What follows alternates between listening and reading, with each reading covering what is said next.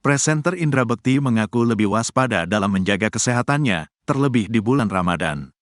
Sebagaimana diketahui bahwa Indra Bekti sempat mengalami pecah pembuluh darah di otak pada Desember tahun 2022.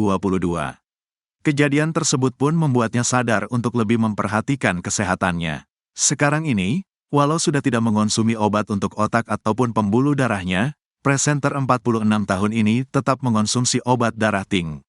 Ya alhamdulillah sih obat-obat yang untuk otak aku, untuk kepala, pembuluh darah itu alhamdulillah enggak lagi. Tapi yang dimaintain itu obat darah tingginya supaya tidak terjadi lagi yang tidak keingin, kata Indra ketika ditemui di Mampang, Jakarta Selatan, Kamis, tanggal 28 Maret tahun 2024.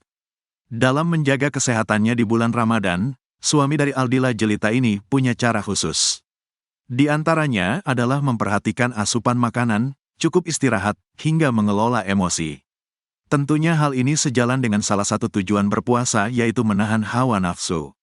Terakhir, tentunya ayah dua anak ini juga memperbanyak doa kepada Tuhan agar selalu diberikan kesehatan. Aku paling makan yang teratur, makan makanan yang sehat-sehat, terus istirahat yang benar dan manajemen emosi juga ya, jelas Indra Bekti.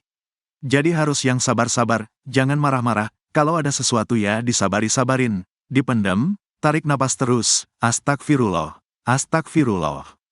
Ya banyak doa sama Allah, jaga kesehatan juga, minta sama Allah supaya diberikan kesehatan selalu, pungkasnya.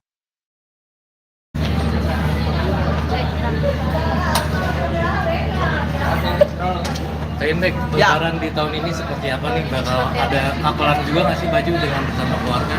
Ya kita sudah siapin kemarin itu untuk baju-baju lebaran, alhamdulillah ada yang kapelan, ada yang beda-beda gitu. Alhamdulillah kita udah hunting lah gitu. Ini desain sendiri atau dari?